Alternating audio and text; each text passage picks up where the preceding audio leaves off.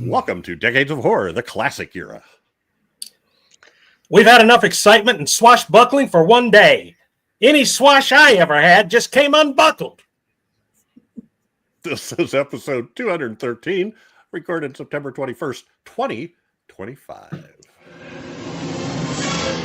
Gruesome Magazine. I am your host, Jeff Mohr, and on this podcast we cover the good, the bad, maybe even the ugly horror films released since the beginning of time through 1969. In each episode, we'll discuss the monsters, spirits, psychos, and villains that have haunted movie-going audiences since the dawn of film history. Got to get the right number of vibratos in there. With me this week are my incredible co-hosts. First up is Chad Hunt, co-host on Decades of Horror, the All of Them, comic book writer and artist, producer, director with Wreak Havoc Productions. And how you doing there, Chad? I'm here by means of the incomparable Cinemagic. you just, yeah. I knew there was something different about you. I just wasn't sure what it was. Glad you're here, buddy. Also with us is Daphne, who is awesome, stupendous, and likable as hell. How you doing, Daphne? I'm doing good. Looking forward to talking about the movie. Sure you are. Okay. I'm glad somebody is. Also I always love talking with you guys. Is Doc Rotten, the one, the only, the founder, the continuer, the OG. Decades of Horror. How you doing, Doc? I'm not doing good. All righty. Well, good. I'm doing good. I'm looking forward to talking about this movie and never talking about it again. Yeah, well. Or even thinking about it again. And last but not least, of course, Bill Mulligan, writer, director, special effects guru, all around nice guy, and a published author. Oh, yes. And I am being brought here by the motion picture miracle of Super Bookorama. Oh, it's like having a book in your lap. It's better than 3D. It's like a book of cane. It's the 3D house of naked. Yeah. Oh, wow. I'm fine. Yeah. This movie. Well, excellent. Excellent. Decades of Horror, Gruesome Magazine, partner with Play Now Media on several of their channels. And in fact, Decades of Horror, the classic era, is on the classic horror movie channel, the classic sci-fi movie channel, and the Wicked Horror TV channel. So you can see our episodes there, as well as you can see 70s on all of those, and you can see 80s on Wicked Horror TV. Anyway, we do have a promo code for you. DOH 60, DOH, all caps, 60, and for that you get 20% off your first payment. So if you sign up for the monthly plan, at $7.99 a month, you'll get $1.60 off your first payment. If you sign up for the annual plan, which is $60 a month, you will get $12 off. So it's only $48 for the annual plan. Oh, that's not $60 a month, right? Did I say a month? Yeah. $60 a year for the annual plan. Much better deal. Yeah. If you want to feel like you're really supporting us, sign up for the $60 a month. Sure. They'll appreciate it. But I don't know how Michael will that out. But anyway, and you have to be a first-time subscriber, and you have to sign up through their website. So if you go to Play Now Media and look at their apps or products, I forget exactly how they're listed, you'll see them all, and you can click on the web link for whichever one you want. I don't know, this promo code might only work for classic horror, classic sci-fi, and Wicked Horror. But, you don't have to pay. You could still just go there and watch, and you get ads and stuff like that. But, hey, that's cool. Just like similar to Tubi, but lots of great horror stuff. All righty. Moving on a bit. Spoiler alert. For the uninitiated, we spoil the heck out of a movie. So if you haven't seen this movie, which is 66 years old, I believe, older than me. Go watch it. You can find that stuff. Or watch this, because really, you probably can figure out the ending anyway. All right. So what we do first is we give a few basic details, then our first impressions. Then we'll talk about how they marketed it, with some taglines and posters and stuff, and then take off in general, talking about who the cast crew were, what effect they had on this, and what our experiences were. So our topic today is The Angry Red Planet. AKA Roto-Rooter by hand. Green slime. Yes. And just in case you're one of those people that likes to stick your hand down the garbage disposal drain. Well, no, that's not. This is amoebid. This hand is amoebid by a Martian creature. At least his nails look like they've been done. It's all green. Directed by Ib Melchior, written by Ib Melchior and Sidney Pink. And I'm just, you guys look at who writes and produces these things, so we don't do two things by these guys in a row. That's all I'm saying. I have no idea. I know. The cast includes Nora Hayden, Gerald Mohr, Les Tremaine, Jack Crushon, Ted Cassidy, Billy Curtis. Produced by Sino Productions, Sino, S-I-N-O. Filmed at the Hal Roach Studios in Culver City, California. At least the interiors were. Filming dates, who knows where the Martian stuff was. That was obviously on Mars, I guess. Filming dates, the only date listed was September 9th, 1959, and they also said it was a 9-day shoot. So I don't know if that's the beginning, the end, or the middle, but you get the idea. It was released on November 23rd, 1959.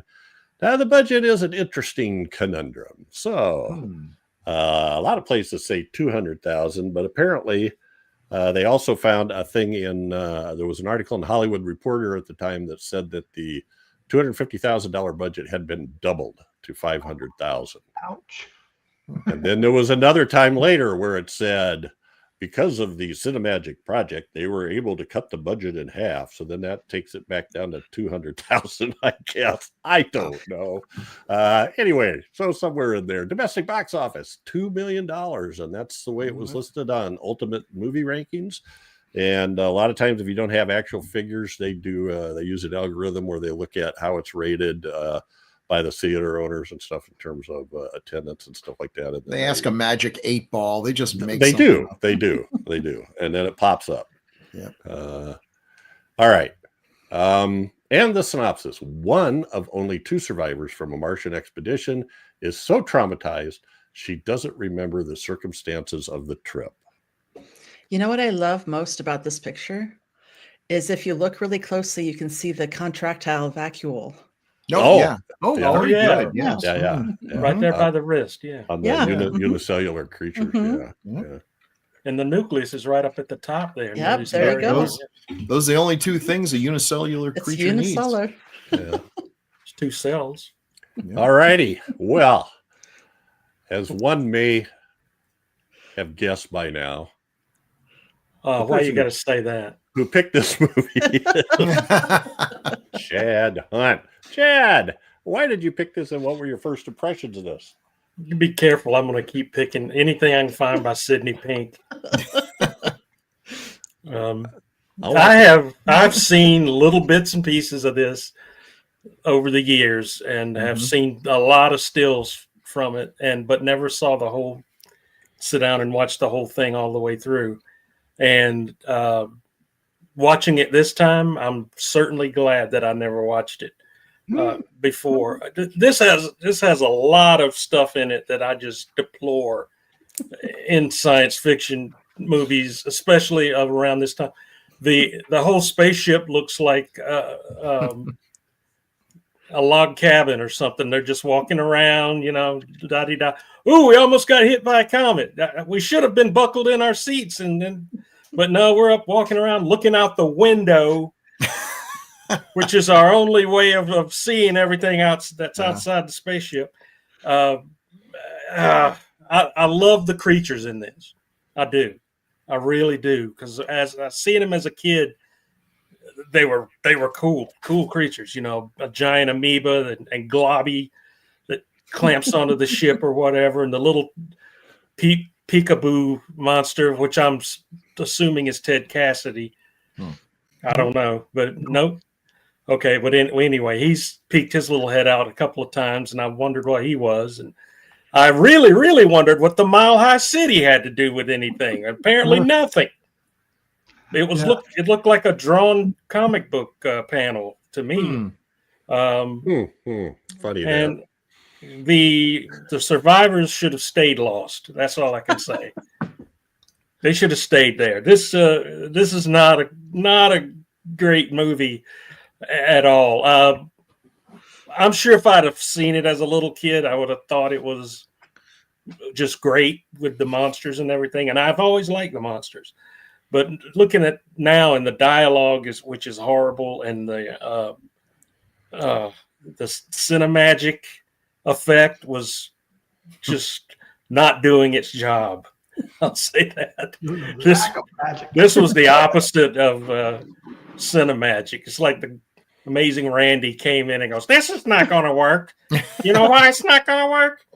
You know, I didn't buy it at all. It was mainly to hide the low production value of the sets there, I think.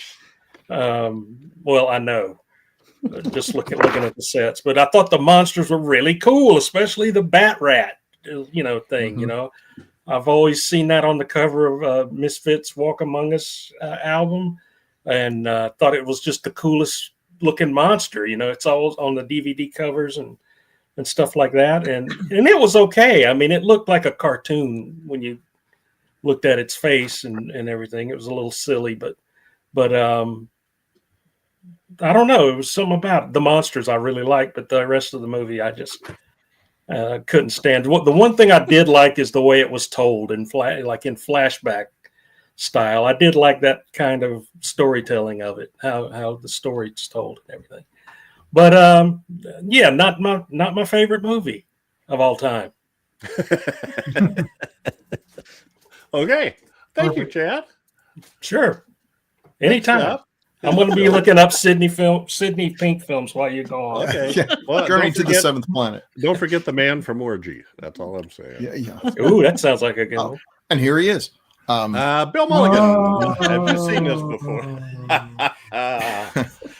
Yes, I had seen this before. So, nostalgia is a funny thing. You can't spell nostalgia with most of the words from nausea. Makes you think. So I remember this as not being very good, but not terrible. And the parts that I did remember strongly, I really liked, specifically and really solely the rat, crab, spider, bat monster. And he is great. He's still great, but he's only in it for about a minute and a half, 2 minutes or so. And I had forgotten a lot of things, like awful dialogue. I mean, just painful dialogue, even with the forgiveness of, hey, it was the 50s, or whatever, bad characters, annoying characters, didn't care if they lived or died, actually was kind of hoping for a little more death. Cheap sets, cinemagic, like Chad said, is so obviously there to hide the fact that all they had was like Tarzan sets, and everything looked painted. My wife was cracking up watching it. It's like, it looks like a drawing, and not even a good drawing, not even a detailed drawing, just scribblings. But it was certainly nice and orangey red. It's terrible. And the acting is really not good. I don't like to pick on people. And look, even if the acting had been good, there was nothing they could do with those lines. But yeah, I don't know. This one sure does not hold up. The bits and pieces that Chad saw were all the bits and pieces you need to see. I don't know. This one was really disappointing. I was going in with low expectations because I remembered it, and not one that I really went out of my way to watch again, having seen it probably only once. And that should have been a clue, because back then, if I liked a movie, I would watch it over and over and over again. There's a lot of movies that are marginal that I watched a lot. Giant Behemoth is nobody's idea of a great movie, but I must have watched it 50 times or every time it was on TV. Not this one. So I don't know. Is it a better movie than Reptilicus? No, it's by the same people. Reptilicus is just as bad in a lot of ways, but Reptilicus is watchable. this is like the first half of Reptilicus before Reptilicus shows up for the entire movie, and nothing saves it. So, oof. Anyway, thanks for picking it, Chad. You're welcome. Thank you, Bill. Now, Daphne, how about you? I had seen posters and the monster I'd seen, but not seen the movie. This is not a good movie, but I did enjoy. There were some things that I enjoyed, and I really enjoyed the red tint of the Cinemagic and all the little googly things that it resulted on the screen. I love the monsters; they were amazing. And I'm glad that I didn't see them without the Cinemagic. I think the part that really got me laughing was a lot of the stock footage in the beginning and the shooting angles from the military meeting, because I was just like, they're sitting on the teeniest stools ever. I don't know. It was really distracting, but it reminded me of one of my favorite movie scenes, which is Attack of the Killer Tomatoes. Also the meeting scene. In the tiny room. In the tiny room, yeah.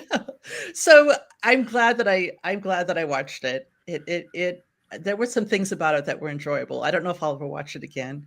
The way too much chest hair on that one guy. He needed to close his shirt. And yeah, I don't understand some of that choices. But anyway. It was fun. Did have too much chest hair showing. All it was missing was the gold chains. The gold chains. Right. You know. You could have braided it. Just about. All right. Thanks, Stephanie. Now to Doctor. This is hot garbage. Hot garbage. Hot garbage. If it wasn't so campy, some of the dialogue would be offensive. Because it's just the way I don't even know how to explain it. It's just so I don't know what is the right word for it. Cringy. I don't know. Cringy is good. Yeah. But it's masochist. No, that's not what I'm thinking. Is it? I don't know. Well, if you enjoy it, masochism, yeah. Yeah. Okay. Well, but it was Misogynistic. Misogynist. That's the word I'm Yeah. trying to get. I was stuck in the other one. But degrading to women. And oh man. Oh my goodness. I mean, just the nickname he had for her was like, come on. And what was the one line that goes, When I call your name, if I call you by your real name, you'll know Yeah. it. It's like, oh my God. Back. even Sounds her like face what? when she was shocked. That probably wasn't even a scripted line. He probably said that, and they Probably filmed did. it. If you look at her reaction to it, Yeah. And then the other guy that had the whistleblower gun, he was even worse. I was like, oh my God. I will admit I struggled. I struggled to stay away. I had to watch it twice. I struggled to stay away. it was only like 100 or an hour and 15 minutes or something. Felt every minute of it. Yeah, I was like, I'm pretty sure I slept through 100 minutes of it. First time around. Yeah, it was. Yeah, I mean, I do remember the pictures from the monster magazines back in the day and the books and stuff, and the bat thing creature was impressive, right? You were like, oh, I got to see that, not knowing that it. So, I mean, in a still shot, it looks great, right? Yeah. Not in the movie. I think okay. So I did enjoy the, even though it was stupid, the plant that attacked the girl. Yeah. Yeah. Irish. Oh, come on, Iris. Let's call her Iris. But when they were like, because The one you're talking about, the one that looked like the Georgia O'Keeffe painting. yeah. Yeah. That's a good thing. But okay, so they went to Mars. They went to Mars with a machete. They went to Mars, so they had a machete, so they could cut through all the Martian jungle. Yeah. Mm-hmm. Yeah. And they cut through the flimsy effects. Yeah, they were like doing everything. They cut part of the monster's leg off, which pissed it off. Didn't it? Yeah. It was, oh my God. You But, boys don't forget your machete when you go to Mars now. Yeah. But we're so close. We'll keep going. This movie, yeah. Okay. That sounds like you're done. All right. Thanks, Doc. I watched this a few years ago. I got the Blu-ray. I love it. I do have a Blu-ray. Yeah, we just should have Jeff's reaction on a loop for every movie. I bought the Blu-ray and I love it. I have the Blu-ray, but strangely enough, it is a I believe it's Scream Factory, and it's got no extras on it. That'll learn you. Maybe a trailer. So no. I don't know. I get the feeling that Ib and Sid were not big at doing commentaries. But anyway, this was even just watching it like 5 years ago and then watching it now. I didn't totally pick up on how bad the dialogue was. I think I must have been doing something else while I was watching it. That's the only thing I can think of. But when I watched it this time, I was laughing so hard at these lines. I'm just like, oh, there's just so many of them. I don't know. I don't know how to go. I do. I don't even know where to go. Yeah. Apparently, Iris's, who is a redhead, means everybody who is redhead deserves to be called Irish, I guess. Hey, as growing up a redhead, it was in the 70s. It was a thing. Really? Yes. Okay. If you had red hair, everybody presumed you were Irish. Okay. Well, anyway. And I just happen to be, but but still Irish to me. I did, strangely enough. I really did enjoy the Cinemagic.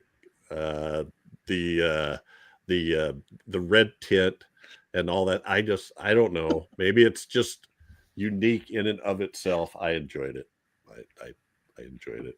And some of those creatures, I know I kept thinking, I'd like to see a better picture of those. And then I thought again and thought, no, I probably don't.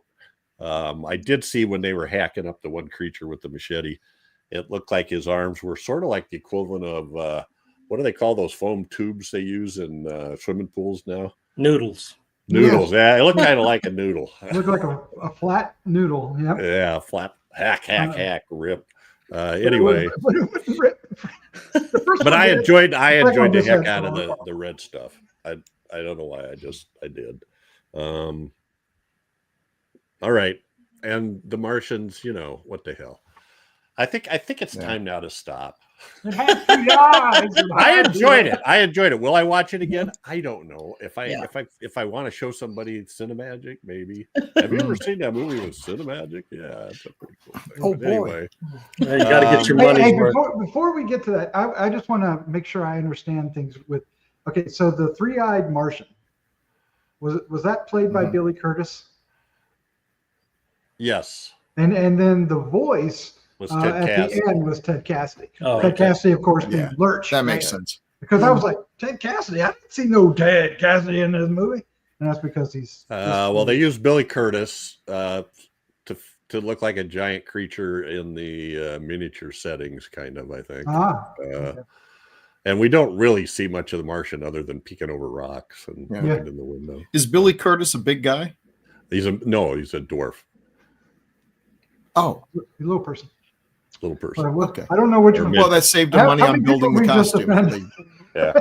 No, he's pretty famous. He's the guy in High Plains Drifter, I think. Isn't that Billy Curtis? And Wizard of Oz. He's in Wizard of Oz. He was Buck Rogers in the 25th century. I think he played. Beady. Yep, that one. Yep.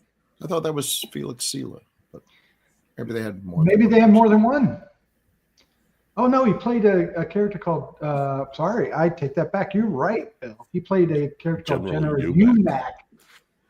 Who I have no idea who General Umack is. Then High Plains Drifter, he was the guy that Clint Eastwood made the sheriff because everybody was treating them crappy and everything. Anyway, all right. Sorry. It is now that I've made Chad sit there forever, time for Taglines with Chad. All right, let's Chad get will this. be played by Chad his own self. Yeah, sell this mess, Chad. Yeah, we're going to get this over with quick. Oh, you think so? Me. Sights beyond belief. Ouch. Yeah. I didn't believe any of them. What the?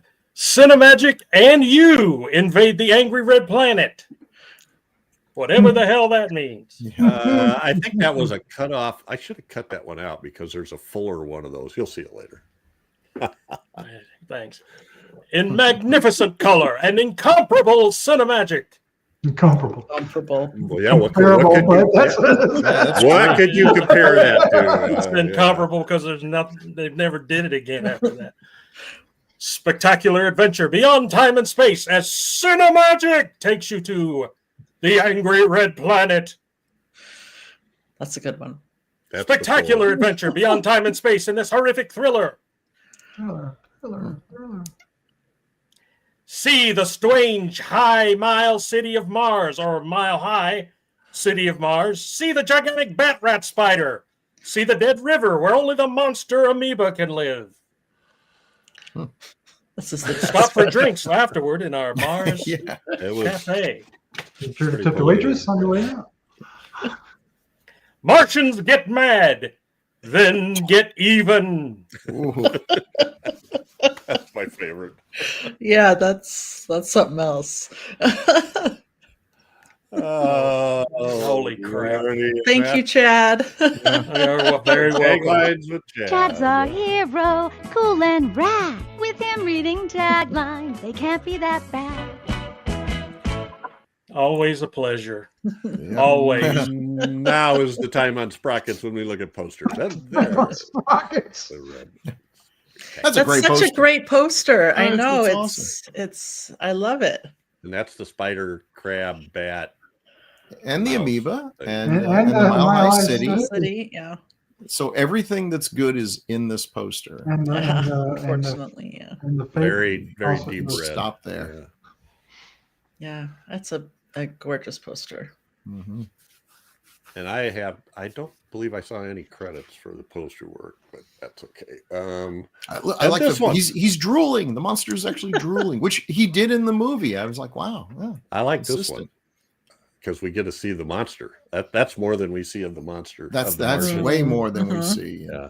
He's got two mouths and he's 3 eyes. Yeah, cussing us with both of them and Speaking out. And maybe more. What's on his chest? One of them's a- useless hands. Oh, maybe those are eyes on his chest. Looks one of like them's a eyes. vacuum Ew. hole, isn't it? That's kind of like green slime eyes, right down there.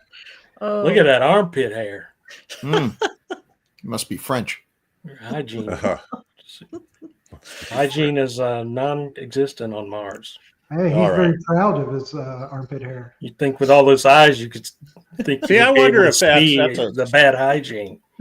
Square one. I wonder if it wasn't built that way, but I wonder if that looks like one that could have been used on the 8mm thing. Let's see here. That's a fun one. Yeah. Yep. And Did the monster actually have that many eyes?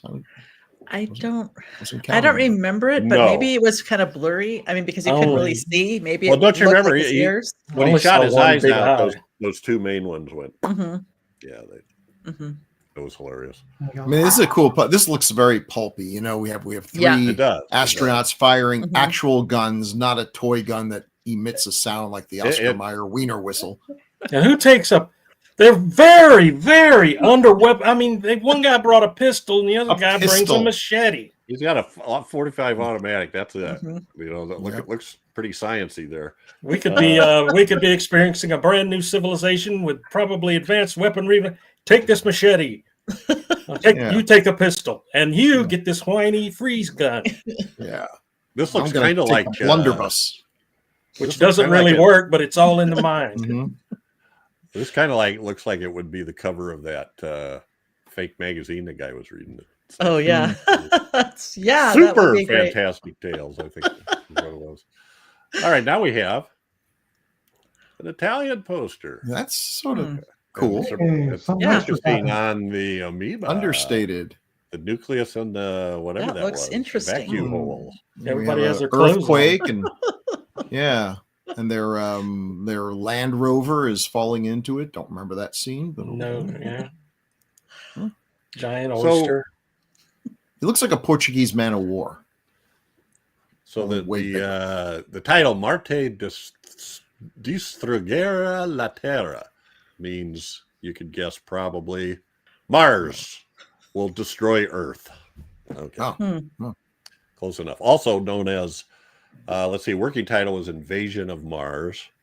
Another alternate title was Journey to Planet 4. Yeah. Okay. In the Math Czech checks Republic. In the Czech Republic, and this is for you, Eleanor, and I know I'm going to butcher this because I didn't look up how to pronounce it. Rosnevania Ruda Planeta, which is the angry red planet. In Spain, La Furia del Planeta Rojo, the fury of the red planet. In Mexico, Aterrador Planeta Rojo, terrifying red planet. And I know I had some other one. De Mysterious Planet. This is Dutch. Obviously, I butchered that. The Mysterious Planet. And my favorite in German. Weltraumschiff MR1 gibt keine Antwort. Gibt keine Antwort. Okay. Spaceship MR1 gives no answer. Now, this is going to take me on a connecting aside. First squirrel moment of the podcast. There's a movie called FP1 Doesn't Answer. FP1 Antwortet nicht. Does not answer. 1932, 1933, but it's one of those movies where they did Conrad Veidt in one of the versions, but they did a French, English, and German version, and they all had different actors. And they came out at slightly different times. And it's about FP is floating platform. It's about a floating platform that the Germans built in the Atlantic as a fueling and repair station for crossing the ocean. I assume to bomb the U.S., but maybe not in 1932 or 3 yet. They were just thinking about it. I don't know why it just kind of hit me as like this was almost a takeoff of that title. Spaceship MR1 gives no answer. Okay, well, everybody's bored with that. I actually kind of like that title. I think it's that's ambiguous and kind of cool. You guys should not encourage Jeff. Right, that's true. And I actually watched 2 versions of that movie. You know what I watched that was when we did what was the one we did Queen of Spades that was supposed to take place in Russia, but everybody had English accents. That was 20 years ago. I know it was, but that led me to, because the guy that was the lead in that movie was in one of these FP1s, and I just happened to see it. So anyway, enough of that. All right. Well, embark is the publisher or the co-writer director, and as we said last time, he's known for these. Hey, these are the same graphics we used on Reptilicus. You're wrong, because I had to take out this movie and put Reptilicus in. Yeah. Wasn't there another one, The Seventh Planet, or Journey to the Seventh Planet? Probably. Which I Who started. cares? Well, that's the one I looked up, and it's they have similar spacesuits on this one, Journey to the Seventh Planet, which, by the way, is called Uranus, and one of its moons is pronounced Titan. Titanic Uranus. Anyway, Titan Uranus. Okay. That starred the same guy that played the general in Reptilicus. Doc just got it. Oh my God. And those were not spacesuits. Those were. It looked like they were getting ready to change somebody's oil. Yeah. It did. They just slid around that. There was don't work. Don't work. They don't work. Like those old gas station commercials from the 50s. Yeah, 60s, like Michael Myers outfits. There's mechanics overalls. and loafers. Don't forget the penny loafers. Looks like they were just going to go scuba diving. And the fact that you could have them unbuttoned down, and so that your chest For hair casual is really, wear. Yeah. And it really kind of worked its way down there during the movie, right? I mean, At one point, it was totally open. Yeah. One time, it was totally open and never got Gerald, closed Gerald. again. Never got closed again. So yeah, the Time Travelers, and actually, I watched the Time Travelers the other day. Oh, Interesting movie. Good ending. Get a little time looping thing going on there. Yep. So That was fun. Very interesting. Eddie. Also, Reptilicus, Robinson Crusoe on Mars, and Death Race 2000. I enjoyed Death Race 2000. Yeah. I did too. yes. But it kind of has, I think there's some similarity on the dialogue on these. We'll have to check later. Not as bad as this one, though. And Sid Pink, who was co-writer, also involved with Reptilicus. Oh, Hey, these are the same graphics we used when we did Reptilicus. Journey to the Except planet. he Except turned it out. replaced. It Yeah. just went out. So There's your journey to the seventh land. Yeah. what's that bottom? What's the bottom one? The there? Twonky. Twonky. Oh, Twonky. That's right. That's a TV monster thing. Yes. Okay. So we, I noticed when I edited the Reptilicus episode, at some point Doc asked several times, "What about Pyro? What's that?" And we just ignored him and talked over it. So Oh no! I'm gonna bring it up again. What's that? Doc wants to know what the think it's heck a is I that tell Pyro movie. Yeah. I think it's the guy who burns his face off and then he's like, I will have my vengeance or something like that. But I may be Let's wrong. see. Barry It's been a long Sullivan, Martha Heyer. Also, the Look at Gary this Busey story. man and beware. There's nothing human about him except his desires. Oh God. Ooh. Oops. Yikes. Oh, and there's the famous words right there. Pink. City Pink production. All right. Mhm. So Did that answer Doc's question? I don't know. No, but let's keep going. Oh, no. So, Let's by pick it all for the next movie. I think Gerald Mohr's name comes at the top of the list of credits, but frankly, the camera operator and the editor seem to be fixated on Nora Hayden. That's Can you really blame good. So Well, yeah, I mean, She's quite It was, attractive. yeah, and it was kind of her story. It was It kind of her was, story. yeah. She's the one telling everything. She's the only one that that's true. spoilers survived. Okay, but Well, now Now, are you related to Gerald Mohr, Jeff Mohr? I am not. Would you Not that admit I it if you know were? of. Yeah, I wouldn't. Maybe. I wouldn't blame you there, Jeff. Nor am I related to Jay Moore. Oh, yeah, that's right. But I might be related to, and I'm not related to the guy who lives next door to me in the country whose last name is Mohr, M-O-H-R. Really? Which is really weird. Are you related to Les Moore? Are you talking about the Les Moore that died from 2 shots from a 44? Yes. No less, no more. Yeah. Yep. That's the one. All right. Speaking of which, I have the pewter headstones on my is on our writing desk for Halloween. Look at this guy in that top picture. Look at Can him. you, Yeah. can you know. smell what's on my breath there, lady? You Can know, you guess it's what I had for definitely- breakfast? It's definitely a different time when you look at a shot like that and you're just cringing. I'm just looking at it. Yeah. Going, what in the? I know. Yeah. This is before the advent of HR. That's right. Our And lips yet- are and so yet she's closed. responsive to it. Oh well. Hi there, Irish. What you looking at? Anyway, And that bottom down in- picture looks like she's taking a bath in fire after being around that guy for. Yeah. Yes, For any- that's what I said. I'll never be clean. The stink doesn't come on. Yeah. Oh my Still God. feel the hairs against my skin.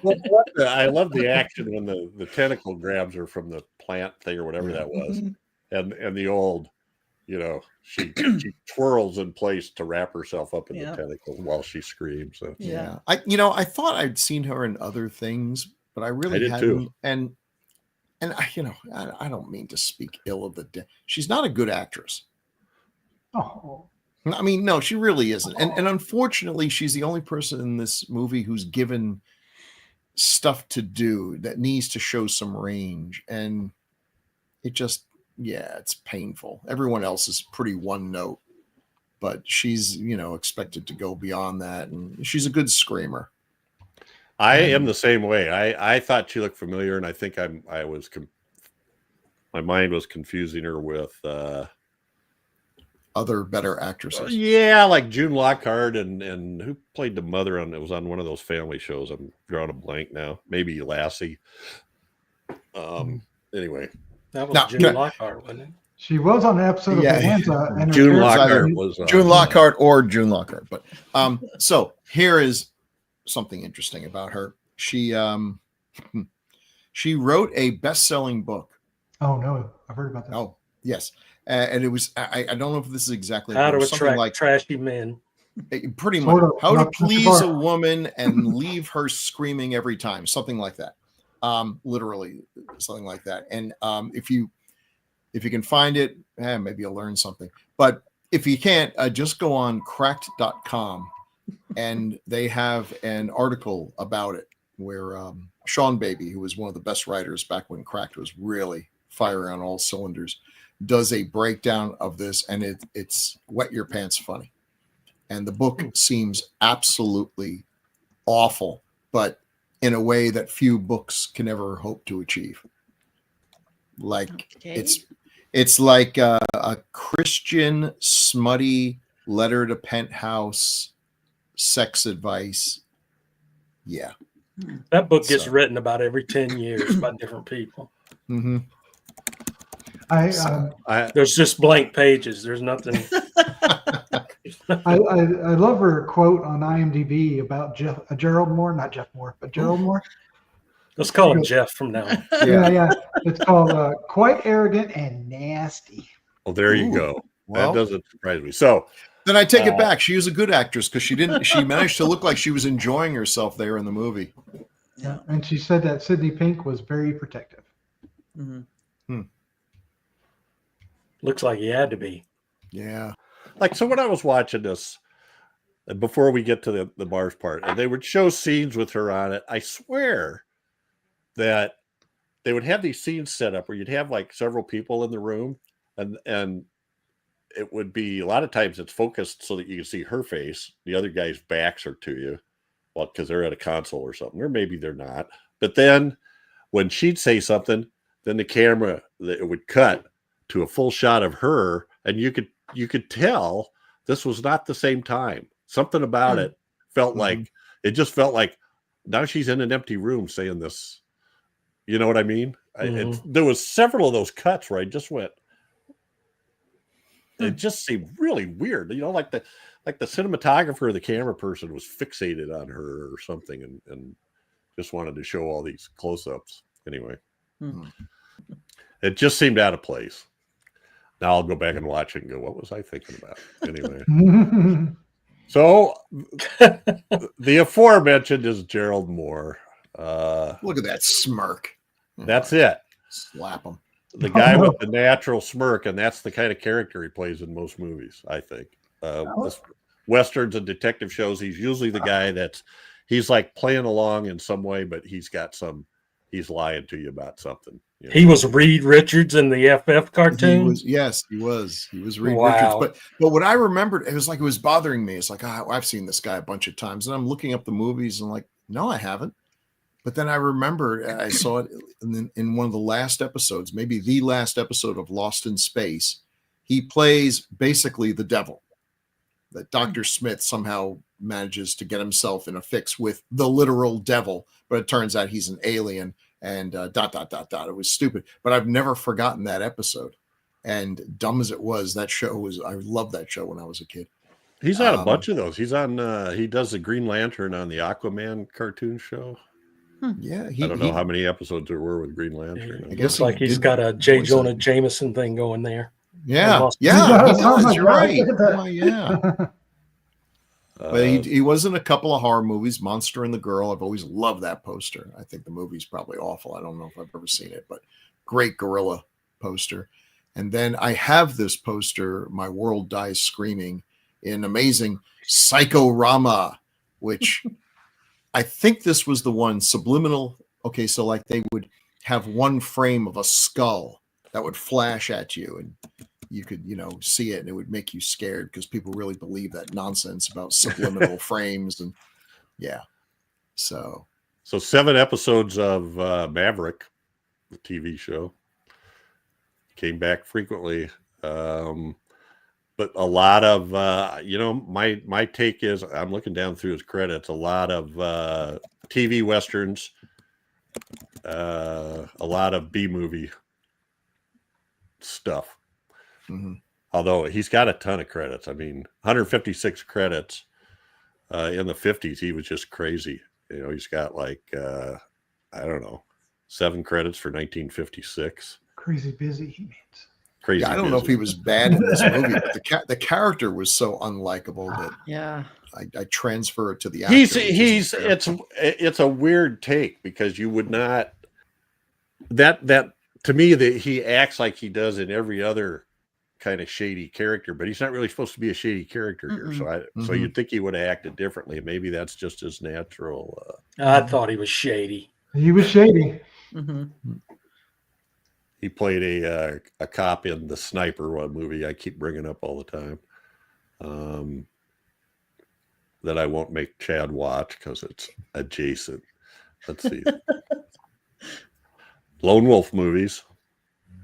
His credits go all the way back to 1939. Charlie Was Chan. he in Saturday Night Fever? Oh, the hair? More gold chains. Yeah. My hair. I spent a lot of time with my hair. What the heck was I watching?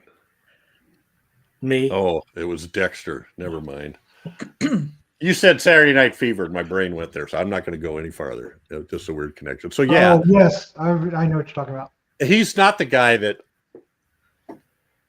I wanted to like Gerald Mohr just because of his name, but I don't. I never have. I would never look at a movie and go, "Oh, Gerald Mohr's in that. I'll watch that." Anyway, I'm not saying he's a bad actor. I'm just saying. Well, it says that on Wiki that in a Maverick episode, he portrayed Steve Corbett, a character based on that played by Humphrey Bogart in Casablanca. Yeah. Bill did call him Timo Humphrey Bogart. I know. Yes, exactly. Yeah. Did he fly away in the fog? Let's see. Yeah, he did all the standard westerns: Bronco, Cheyenne, Bonanza, and then the other one, 77 Sunset Strip, Hawaiian Eye, Perry Mason, 77 Sunset Strip. And what was the cookie something your comb? Cookie lend me your comb. That was it. He was the valet at the detective agency. Yeah. And apparently he was sort of a fanatic about Sigmund Freud because his grandmother raised him and she was a colleague of Sigmund Freud's. Anyway, so what does he do here? He plays kind of a snotty character. I think we were supposed to admire and like him, but I don't know anyone who would. He's not nicer. And then he does this thing, which I swear I've seen him do before. That's it. That's it. He snaps his finger. Anyway. Sounds like some Little Rascals crap. Yeah, exactly. I got it, gang. Well, the third member of our crew was Les Tremaine.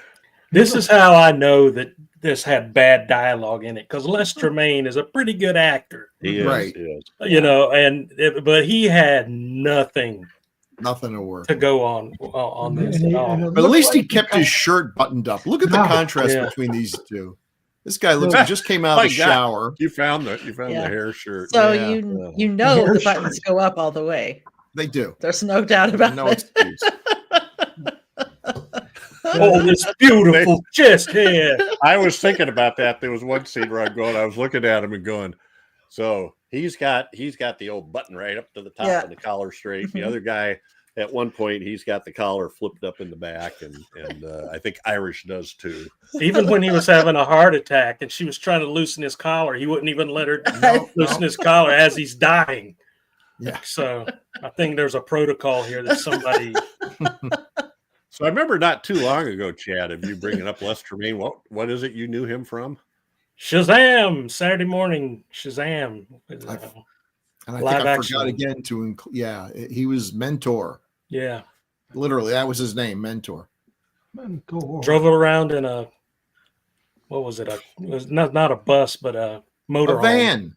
The two of them, in a motor. Yeah. Two guys driving around a motorhome. One's Teaching. underage, but as soon as the cops show up, it's like, quick, say the word Shazam, and boof, now he's over 21. Captain Marvel.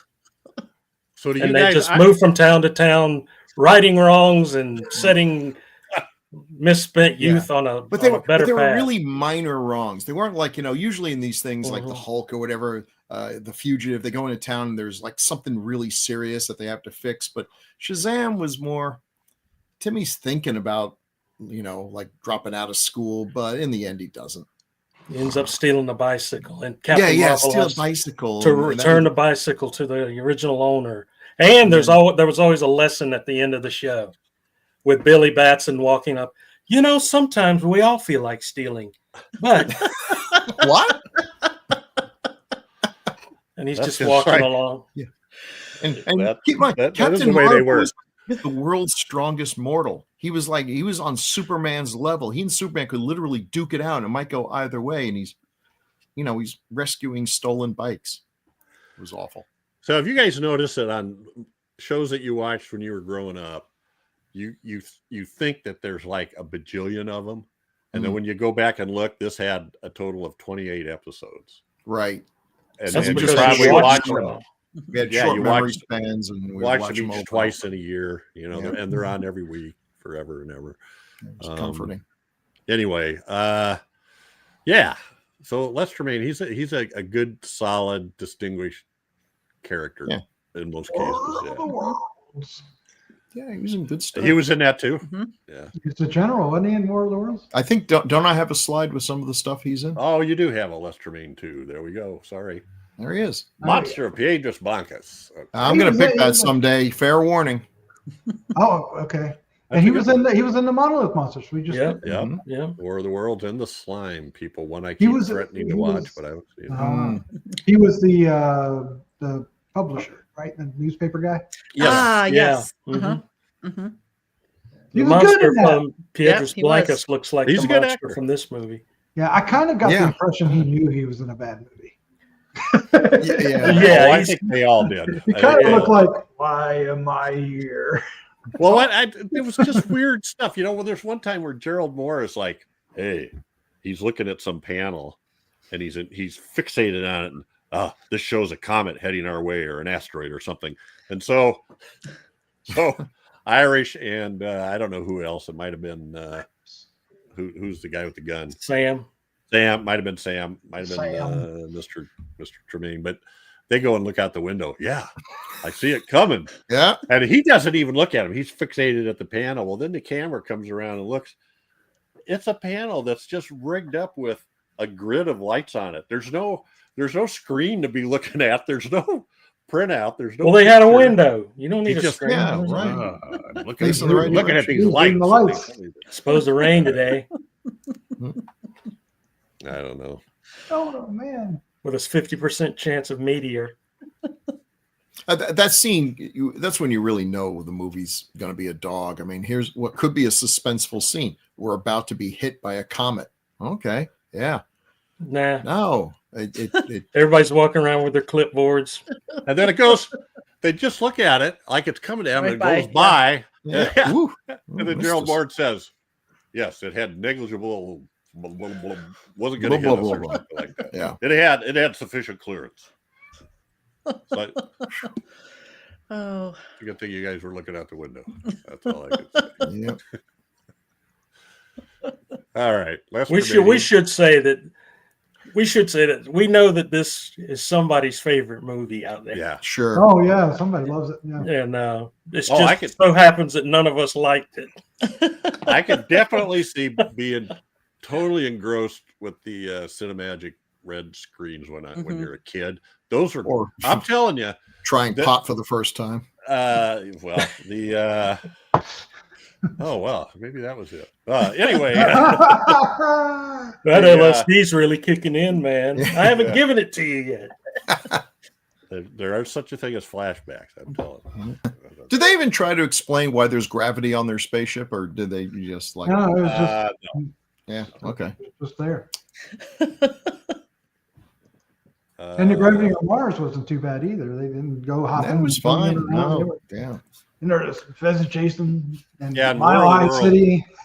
War of the Worlds, Lester Maine is Major General Mann. And I don't know why, whenever somebody's named Mann, it cracks me up. I just think of like Mr. Mann. Hey, He's Mr. the Man. Okay. That's Major Man to you. And then Jack, who plays Sam, is a guy I kind of like. He's usually a pretty good comic relief character, but again, not a lot to work with. Gotta give him something funny to work with.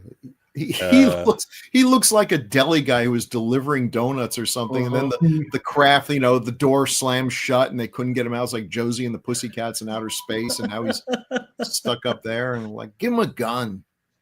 Give him this big gun. It doesn't actually fire anything, but I can use this gun to slice the mortadella for the sandwiches later. So Jack, as a matter of fact, was nominated for an Academy Award in The Apartment. Yeah. Wow. And he's in Cape Fear, which is, a great movie. Yeah. And Satan's Cheerleaders, which is not, but okay. This is great. One of the few actors killed by Martians in 2 different movies. The War of the Worlds and The Angry Red Planet. There you go. Well, that I don't know. Yeah, he did a lot on radio as well back in the day. Oh, yeah, no, you look at him. He turns into like Mr. Bushy Mustache. Yeah, I recognized him later, like from pictures of when he got older. It must have been from TV shows or something. 228 credits. That's a lot of credits. Now that's a lot of credits. He's in a lot of stuff. Not a lot I recognize, but like episodes of he was Papa Papadopoulos in Webster. Oh. 19 episodes of it on and he also played Albert Einstein. What? on Webster. There must have been a time travel episode. Yeah, I guess so. Shoot. But he was like in Barney Miller and Yeah. He's a he perfect. looks like he could play a gangster's type, Yeah, I think he played a lot of like ethnic characters, like Greek or I don't want to say Armenian because somebody might think I said Albanian, but Well, you just What? Wait, is that? I think you just made that worse. There's actually a joke. There goes this show. There's a joke behind that. Oh, okay. I was going to say I'll explain that. He was in. Well, it has to do with something our fearless leader said. Well, this character, these comic relief characters in these low budget science fiction movies, they have a habit of dying, and that's when things get serious. Right, he's the lovable character, and then he's gored by a triceratops. You're like, oh wow, the stakes are actually pretty high here because they killed off the lovable goof. So in Bonanza, he had 3 episodes as Giorgio Rossi. TV show called He and She, Captain Pappas. So a lot of what I would, Dr. Schnorba on the Red Skeleton Hour. How do you? Wait, 2 episodes of Batman. Oh, Yep. you go there. I love the way Jeff said red skeleton. Yeah, Oh, I did. I did. I thought that's what it was for the longest time. I did too when I was a kid. So he played a character in 2 episodes of Batman, Zelda the Great. I don't even know who that is. He must have been a henchman. I'm sure. He looks like a henchman. I can almost see him wearing question marks all over. Zelda is Ann Baxter, and he played Ivel Ekdahl. Oh. Yeah, I don't know.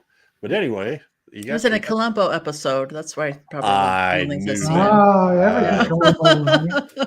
I was kind of looking for that, but I scrolled by. Is there a scary Halloween episode of Columbo? I we can do wish for there him? was. I wish there was. But yeah, I do recognize the face when he's older and has Yep. has the what is it? Kind of a Captain Kangaroo look to him. Yeah, with he the does. mustache Absolutely. and Absolutely. I gotta say, of all the characters, he's the one who dies in the most horrible way in this movie. It's, Yeah. Oh, that is what the hell happened? Did the amoeba absorb him and then was sort of like sucking the That's what I took it as. Yeah, it's like and he's it like took a inside the long blob. time. Making that, and yeah. it took a long time. the noise going in the background. When we get to the amoeba graphic, there's something there's something there I have that I'm not sure is real, but I hope. All right. Well, that's Jack Crucian. That's 4 members of the crew. You know? That's it. So what do you know? And here, which we've already seen little pieces of, is Cinemagic. Look at that. Which, yeah, the landscapes in Cinemagic were left much to be lacking, to be desired. If they had bothered to do some animation where, like, as we're panning, the stuff in the background is not moving as fast as, to give it some three-dimensionality, but it only looks, it's a drawing and we're going across it and looks cheap as garbage. There was so phony baloney. There was some scenes with the people where they're going through the brush, all the fronds and stuff were moving. They were, so it was. Yeah, they had some stuff in the foreground. So the explanation for what Cinemagic is keeps changing depending on what source you read. And they were suggesting it was some way. What they made it sound like is that it would take live action footage and turn it into like a cartoon effect and then blend it with a cartoon background and blah, blah, blah, blah, blah, blah. But all this is a bunch of drawings with a red filter. They take the live action stuff, they solarize it and tint it red and slap them together, sort of. There's nothing magic or cinematic about it at all. Magic. There's matte paintings do not look like this. So when they say how convenient it is that this effect makes drawings look like cartoons when they start out as cartoons, right, in the first place. Well, the descriptions of this, I found 3 different explanations of this Cinemagic stuff, and one of them says it was an attempt by producer Norman Maurer to turn live action footage directly into hand-drawn animation, or to simulate that. This would enable hand-drawn backgrounds to look as real or as unreal as the live action footage. I'm like, that sounds backwards. Yeah. I don't know. If you had live action already, why would you turn it into... I don't know. Anyway, yeah. And then it says, see the 3 studios. So they talk about this Norman Maurer was trying to invent this process. Well, then the other take was, let's see, made actors look similar to cartoon drawings, so they would fit in with low budget, less realistic sets and groups. To achieve this effect, a black and white film negative was first processed with solarization, a process which partially reverses the negative, making some areas of the image appear positive. The resulting film was then tinted red. Making a film positive was not necessary. At the time the Angry Red Planet was produced, black and white film cost less than color film and processing. The combination of using black and white film for all scenes depicting Mars and not needing to produce a film positive lowered production costs for the film. A lot of it, I don't even know what they're talking about. And then the much touted Cinemagic process was actually the result of a film developing mistake. The budget was slashed mid-production so that producers considered turning the film into black and white to keep costs down. However, one reel became accidentally double exposed, which produced a shimmering, vaguely psychedelic glare that director Ib Melchior latched onto, thinking it would suit his purpose for the Mars scenes. It was also helpful to camouflage the cheap Martian monsters and scenery. That doesn't sound... Bingo. I just don't think it was accidental. Does that seem like an accident you could have, Phil? The thing, the thing I have to say to forgive these people, unlike now where if I'm screwing around with effects for a short film or something, I can just do it and try a bunch of things and undo it and start over and just keep layering things on until something clicks. You're working with film. You got one shot. Once you try editing, something, you're editing and you cut something, you're literally cutting film and gluing it back together. You know, so I could easily see mistakes happen. I do kind of like that shimmery effect. I know what he's talking about, and that's kind of neat. And it almost did give. I did like that too. If you looked at her face, sometimes it was kind of neat that it almost did look cartoony in a way that was appealing. Her skin was just completely, it almost looked like those filters that too many people put on their Facebook photos. It gives them that smooth baby's rear end face look with little eyes poking out, fooling nobody. Come on, Grandma, you're 78. Nobody thinks that your skin doesn't have any wrinkles on it. But it's, I don't, has any other movie used this other than what, maybe the Three Stooges on Mars or something? What did they say? Three Stooges in outer Three space. Stooges on outer space did it? Yeah. I don't remember that. Didn't catch on. It was like Censor in orbit. The Three Stooges in orbit. I think considering the time frame, I would expect that probably had Joe DeRita in it, maybe. Of course. Yeah. Anyway, so that's the Cinemagic. We don't know if it's an accident or creative process invented. They did it by to the us on producers. purpose. It was on purpose. And there's the Martian. Look at that cool. Hi. Good morning. Good morning. Kind of reminds me of that guy of Sidney Tolan in The Werewolf of London. Peeking over that. Yeah. Just sort of peeking. I'm going to speak out of both sides of my mouth here. And then at the end, when we hear his big speech, it's all, if you show up here again, we will destroy the earth, and we can do it too. It's like, What exactly did you do in this movie? They probably got a slingshot. Yeah, we sent all our monsters after you. Yeah, that was totally us. Sir, their weaponry is advanced beyond comprehension. They have a sharp bladed instrument that they use to chop. According, there's a trivia piece in here that says $54,000, or just over a quarter of the film's budget, was spent turning the footage into the so-called Cinemagic process. I like that. So-called. They can get their money's worth. All right. So there's the Martian that we think was probably Billy Curtis, and then I guess it was Ted Cassidy was issuing the warning. They hardly show any of them, so they wasted their money on the whole suit. Air's the star of the show, right? Rat Matt Spider Crab. That's just got a ring to it, doesn't it? And it's a great look, and the Cinemagic thing does make it look kind of cool and evil. And I couldn't find a picture, but when they shoot him in the eyes and suddenly he's blinded and his little hands are reaching for, I felt bad for him. I know. It was creepy when he was coming after old Les Tremaine was trapped between those two pillars or whatever they were, rock. How did he get stuck in there? What a place to hide, man. I'll be the hand in this rock sandwich. Well, I think I'll slide myself in between these two rocks and get stuck. You'll never see me here. But I did like that they said, "Hey, look at those trees over there," and it was his right. Yeah. So here's a video of that. The spider crab dragging his claw across. They're hiding in the rocks. Wiggle, here I come. Oh, there's the whistling gun. Whistler's gun. Anyway, and this is a bigger picture of a full shot of the creature. And he's pretty cool looking, I gotta say. I mean, that is a cool looking monster. They said they brought in marionette specialist Bob Baker, was it?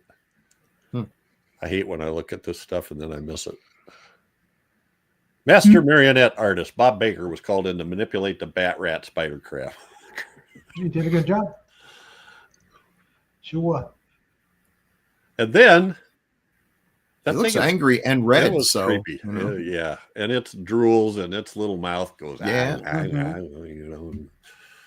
He's coming for him. How was that again, Jeff? Ooh, There. this was nasty looking. That I thought was now. That's what made me really first go, oh, that amoeba thing was pretty friggin' creepy. Yeah. His weird eye looked like a weird eye, but I guess it wasn't. Well, that's it surrounding the spaceship. With its. Oh no! I mean, when he was come up out of the water. Yeah, the little twirling eye. Yeah. Can't sneak up on me. Yeah. So I thought you had. Oh, here it is. Here we go. Okay, so here's the amoeba coming out of the ocean. There's the guy suspended in the amoeba. This bottom black and white picture. See, I don't know if they're pulling my leg or not, but I got this off of Facebook, and they said this was a unused effect where supposedly he was going to turn into a skeleton. And I'm willing to go along with that. I buy that. But that skeleton, that's like a little Halloween mask, a smiley face. It looks really stupid. They probably figured you wouldn't be able to see it through. Then again, they didn't use it. And so if anything in this movie is not going to be used, it would have to be pretty stupid for them to say, oh, that amoeba, we'll lose them. That thing is nasty. Yeah. But that feels to me like something very much out of a science fiction pulp story from back in the day. You know, you get sucked up by some gelatinous creature and just absorbed into it. I feel like there were some interesting kind of things brought up that were never explored that might have been interesting. Like kind of just that there was no wind and things like that, or that the water felt like oil. I didn't really like the control theory, like some sort of control thing happening that they mentioned. But it just felt like there was some interesting stuff there, potential.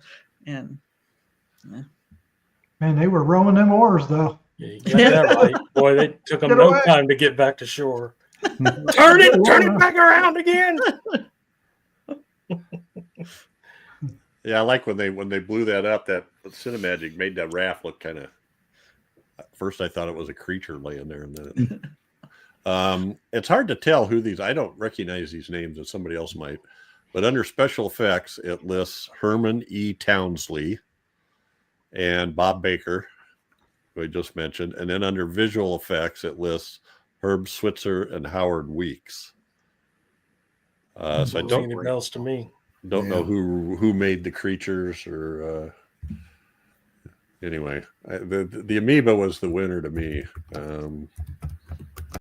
Although the bat crabs thing was pretty crazy too. Somebody's typing real hard. Sorry, that's I was trying to find something. Now they're driving away. I know. Oh, they got away. Don't come back. All right. Howard Weeks also did the effects for the Man from Planet X. Oh, there you go. Which we're going to do soon. Are we? It's on my list. All right. Okie dokie. But you came up with the angry red production. All right. You know what? I enjoyed this. I liked Cinemagic, and I already owned the Blu-ray because I liked it when I watched it like 5 years ago. I thought, oh, I want to learn something about this. And then I got it, and there's no commentary on it. So didn't learn very much, and you can't learn anything from this because nobody knows what the budget was. Nobody knows how the hell Cinemagic was made. Was it real? Was it an accident? Was it... Okay. It says that the creature was also featured briefly in the Iron Maiden music video for The Number of the Beast. Yes. Does that sound familiar? There you go. Yeah. So you were right. You had Iron Maiden. Yeah.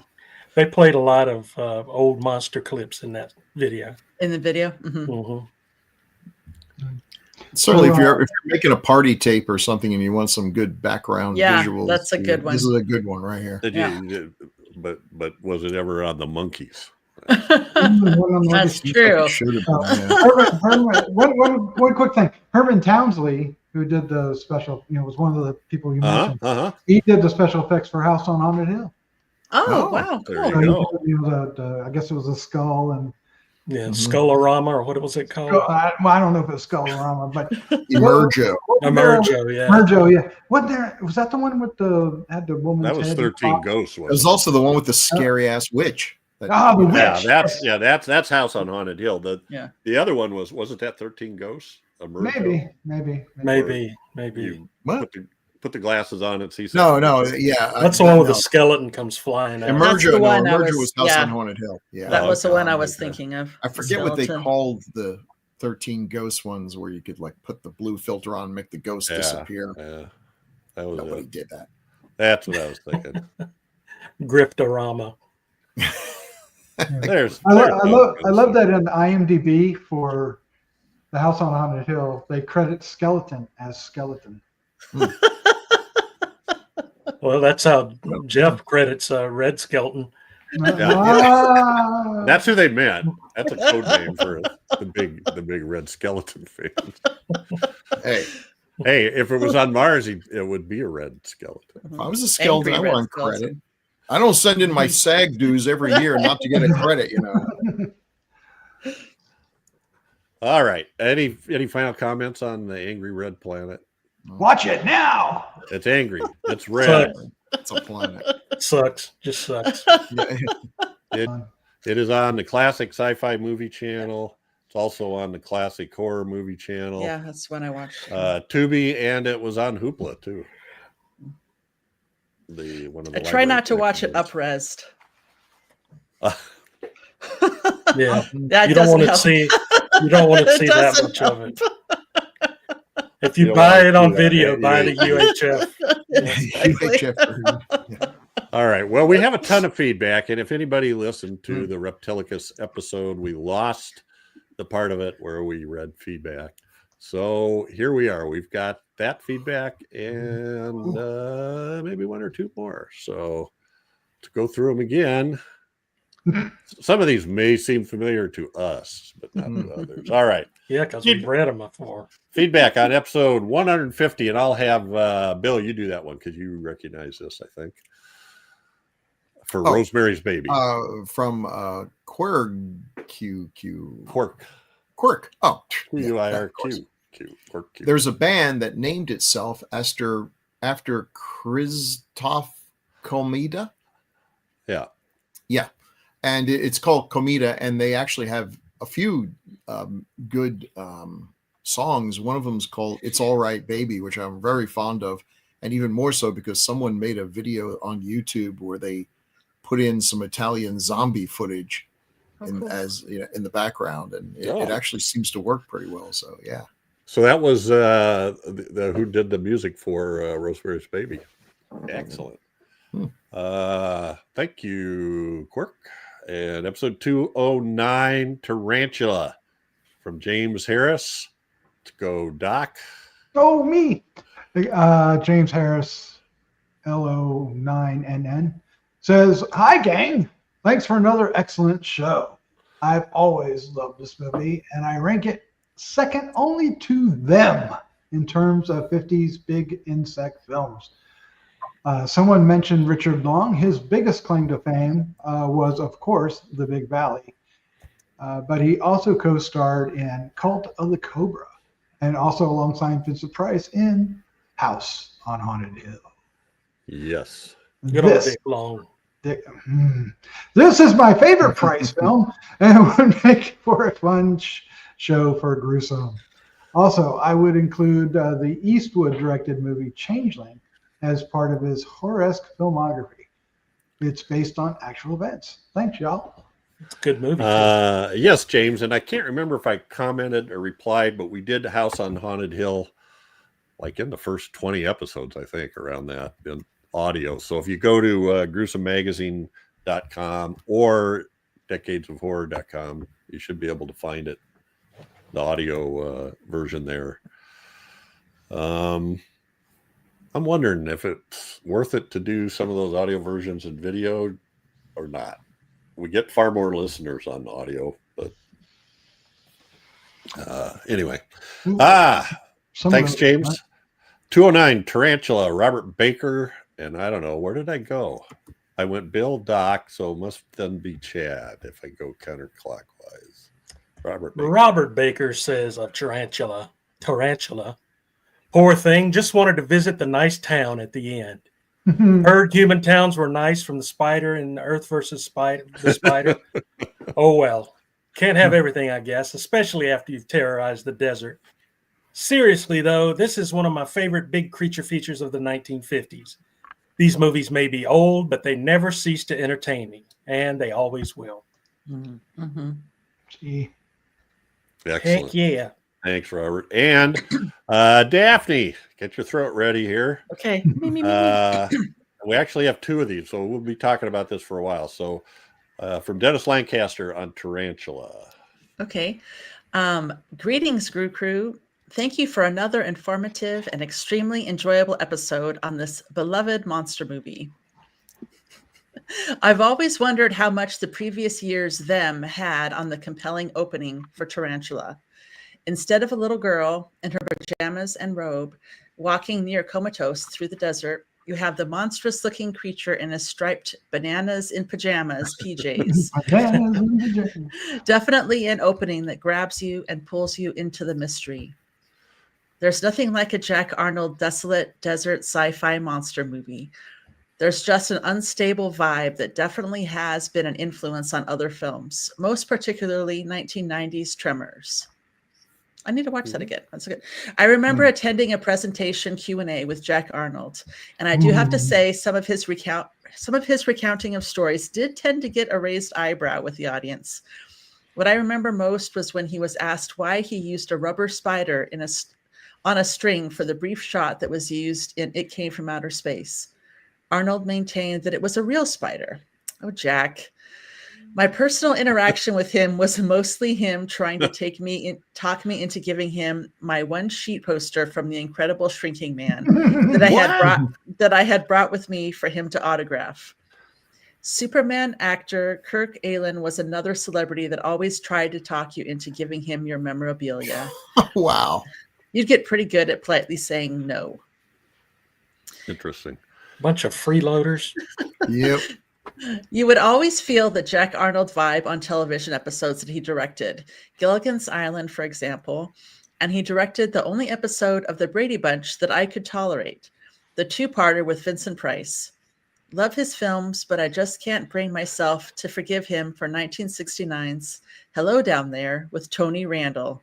You've been warned. I can't imagine anything with Tony Randall in it not being good. I can. It's about people living in an underwater environment, if I remember Well, right. it just writes itself. John Agar is always a welcome presence in these movies with a slightly smirking charm. Even when playing a scientist, he still maintains a on-the-make, lock-up-your-daughters vibe. I can only imagine what Agar must have felt appearing in those awful Larry Buchanan AIP remakes. By the way, those Larry Buchanan films exist because AIP had to fill out a number of films for a film package to be sold to television. I remember our local UHF channel 44 had bought that package. On Saturday evenings, they would have a show branded as the drive-in movie. Whoever was the programmer would often program a double feature consisting of the original film and follow it with the remake. I vividly remember a double bill consisting of Invasion of the Saucer Man and followed by Invasion of the Eye Creatures. Oh. I wonder what slightly inebriated viewers must have thought of the déjà vu. Getting back to John Agar, Famous Monsters of Filmland magazine reported that after appearing as a city official in the 1976 remake of King Kong, Edgar would be lending his name to a small theme park that would be called John Agar's Isle of Kong. As intriguing as it sounds, it appears that Agar's participation fell through. I did find a Isle of Kong attraction that does not have his name on it. It's your typical weed-infested roadside attraction featuring badly sculpted fiberglass dinosaurs and a Kong statue. My friend, Cortland Hull, remembers John Agar as an extremely kind and friendly man who generously provided voice tracks for Cortland's Mole People display at his Witches Dungeon Museum.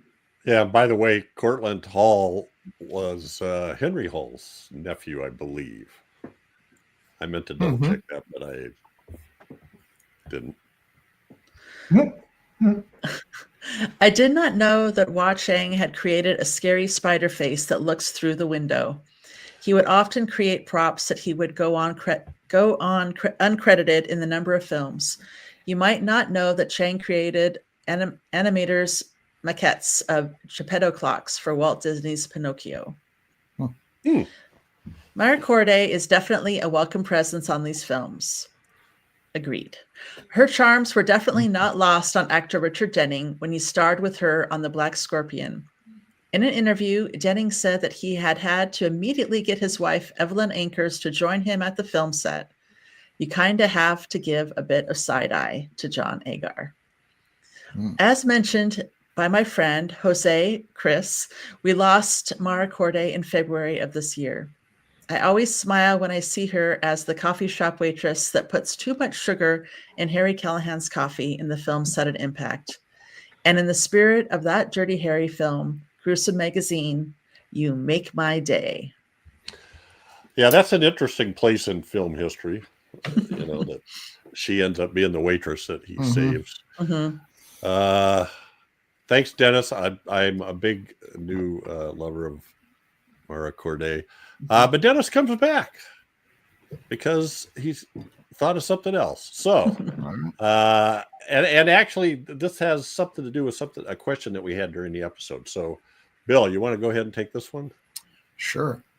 Dennis says, "Greetings, Grue-Crew. Much like a whack-a-mole arcade game, I'm popping back up again to comment on the fun Tarantula Party episode. This time is to comment on possibly the biggest monster of the classic Universal science fiction days, Bud Westmore. You know you're an obsessive monster kid when you buy a certain creature action figure and reading the back of the package description and seeing sole credit for the creation of the monster suit given to Bud Westmore and finding yourself becoming infuriated." Exactly. Yes, Bud Westmore was the head of the makeup department, and therefore his name would appear on the film credits. It's been pointed out a number of times this is not unlike Walt Disney being front and center on all his films. But the difference is Disney never made an attempt to obscure the achievements of the people working on his films, even after having a fallout with his former partner, Irwix. Disney never made any attempt to take credit or obscure the achievements that Irwix brought to his company. Sadly, because of Westmore, we will never truly know what contributions Jack Kevin, Millicent Patrick, and Chris Mueller individually made to the creation of these now classic creatures, most particularly the creature from the Black Lagoon. Westmore blackballed Millicent Patrick after she completed her Creature from the Black Lagoon publicity tour. She cooperated fully during the tour and constantly credited Bud Westmore, but that wasn't good enough for him. Millicent Patrick was always reluctant to discuss her days at Universal, so a full understanding of her contributions is lost forever. Bud Westmore never created anything that looked as beautiful as the Creature from the Black Lagoon design that Millicent Patrick created. Yeah. He never made anything as good looking as that. So screw you, Westmore. That's one of the first things I learned on this podcast, because I think, was it Creature like episode 3 or something like that? Yeah. You brought this up then. So I thought this was interesting. There's a kind of poetic justice in that. If he had been just willing to share credit, he'd be known as one of the great makeup people, one of the team behind it and everything. But because he hogged up all the credit, I guess he enjoyed all that publicity while he was alive, but now he will be forever known as the person who ripped off a true genius. So there you go. Yeah. There was a hilarious story regarding Chris Mueller and his iconic sculpture of the Creature from the Black Lagoon's head. Mueller had just about finished sculpting the head, and Westmore attempted to send him home early. Mueller had been tipped off that publicity photographers were going to be taking pictures of the head.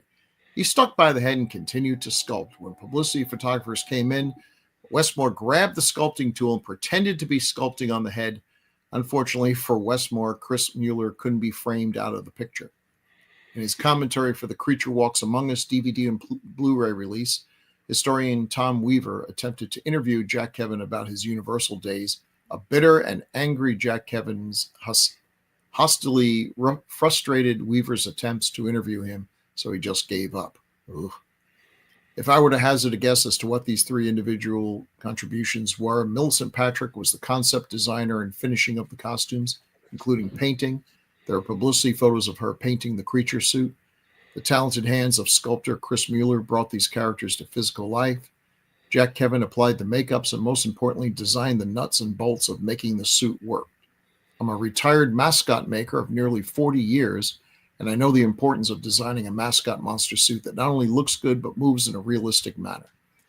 In an interview with Cortland Hull for his Witches Dungeon documentary, Creature Land suit actor Ben Chapman credited Kevin as the man who put me together. The Creature from the Black Lagoon suit is a masterpiece, not only of suit design, but of movement that still has never been equaled.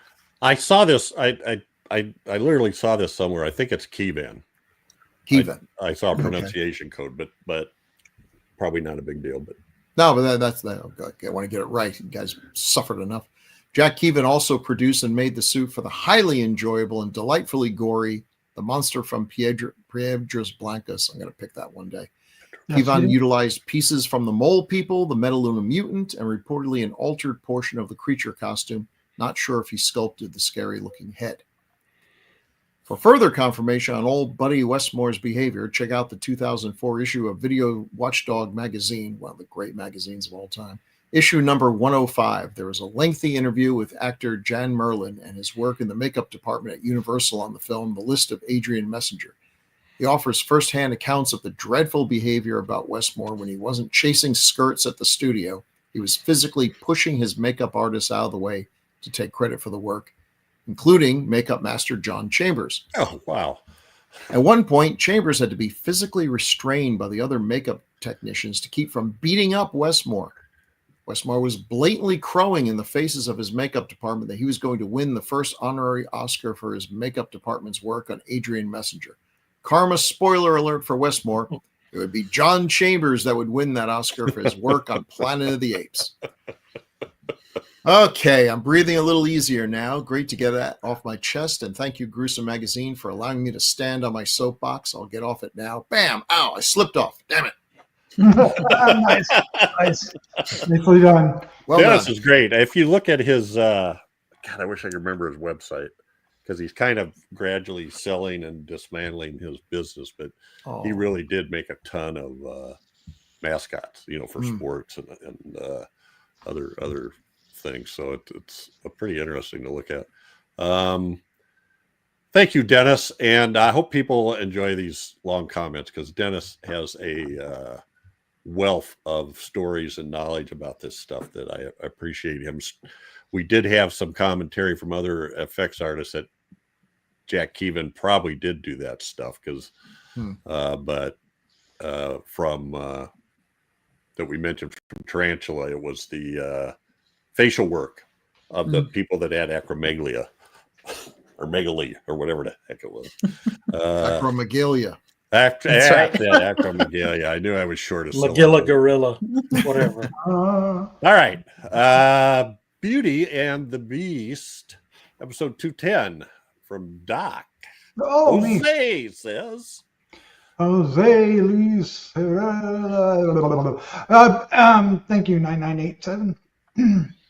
A beautiful, evocative film, dreamlike and strange. I first saw this on cable in the 1990s, yes, and found the early Criterion DVD, a snapper case, which I still have. I haven't seen this one in a long time, but certain sequences are stuck in my head. The arms in the wall holding the candelabra, the beast ears rotating. That's great Fabulous stuff. movie. Appreciate it, Jose. Yes, it is. And then also on that is James Harris. Chad? James says, "Hi, gang. Thanks for another great show. I actually haven't seen this film, but with everyone expressing such effusive praise for the movie, I will seek it out." Good for you. What really sold me was that Bill mentioned that he liked it even better than the fantasy films of Harryhausen. That is high praise indeed. Thanks, y'all. Yes, it is. Yeah, I put this movie on par with like Wizard of Oz as far as top fantasy films. It's just a great movie. All right, and then I'll do episode 211, Hangover Square. You better. Daphne from Manny Lamont. Manny Lamont says, for an actual horror movie, please review Living Dead at Manchester Morgue if you have not done so already, or Mausoleum, a film that was financed through questionable sources. Yeah. Still had a great time listening to this review. Okay, and then I gave him links to Living Dead at Manchester Morgue, or as Let Sleeping Corpses Lie, and it's got another name too. And Mausoleum, which we did both of those as audio episodes. Previous 80s did Mausoleum. So appreciate it, Manny, but you can check those out again at gruesomemagazine.com or decadesofhorror.com. See, we ain't got no time for adjacent horror around here. Ain't nobody got time for that. I think lastly from Jose on Hangover Square, Bill. Where? Oh, I just lost my place here. Jeff just talks over me like he thinks I'm Jose, just going to go away. Jose says, I've never seen this one, but as a huge fan of Bernard Herrmann, I have the soundtrack, the original, released about 10 years ago from an original optical recordings for the film. The Concerto Macabre is fantastic. I must have 24 of Herrmann's soundtracks, mostly original recordings with a few re-recordings. I'm halfway through A Heart at Fire Center, his biography, which is finally back in print after 3 decades. Some of the soundtracks have alternate takes and outtakes, and Herrmann can be pretty savage. He can be heard complaining and berating everyone involved, as well as a few kind words here and there. Mm-hmm. Laird Krieger had a troubled and ultimately sad life, a fascinatingly tragic character. Yes, I would agree with that. So that was a long bunch of feedback. We appreciate with you if you hung with us. I think there's some good comments there. And thanks to Jose, Manny Lamont, James Harris, Dennis, and who else did we have up there top? Quirk and Robert Baker. Hooray!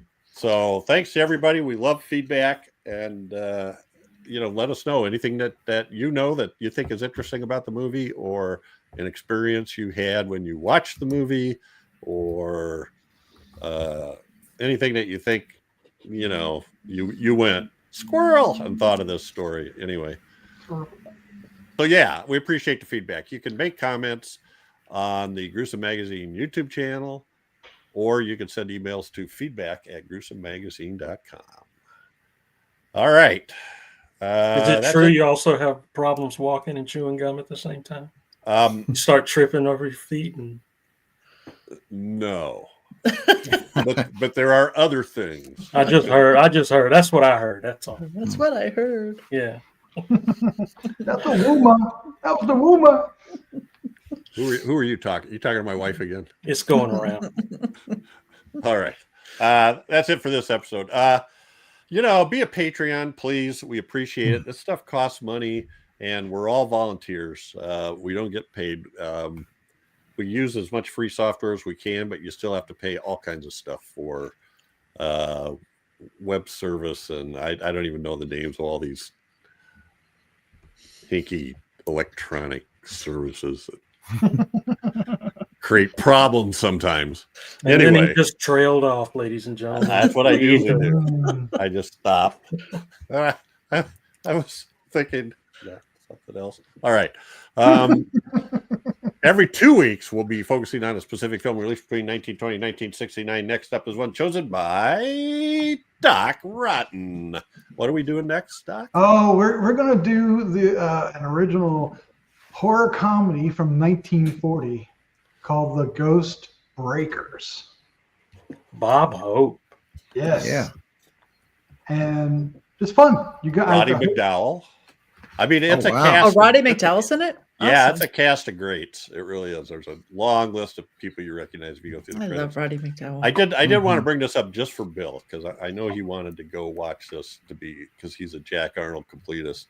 Hello down there is a marine scientist volunteers to have his family live in a prototype underwater home to prove it's practical. Laughter. Roddy ensued. McDowell. You know what? Roddy McDowell is not in Ghost Breakers. Roddy McDowell is in Oh. Hello Down There. Oh, okay. No, I was Gosh thinking, I darn thought, it.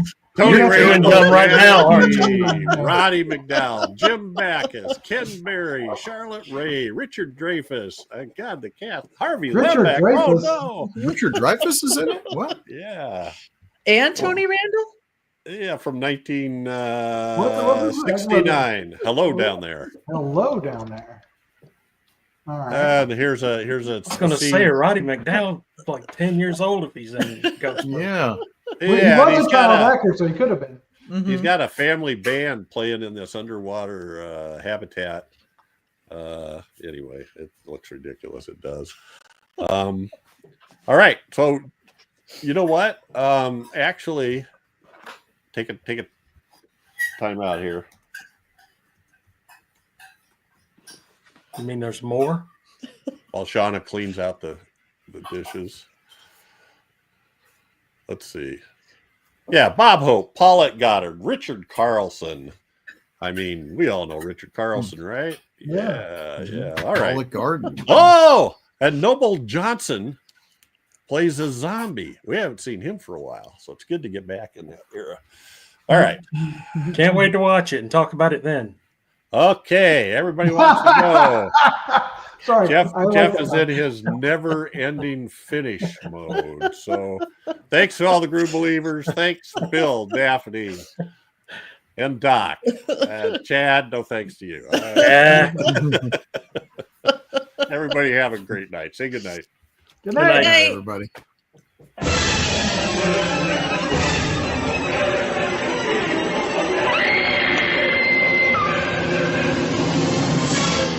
Gruesome Magazine.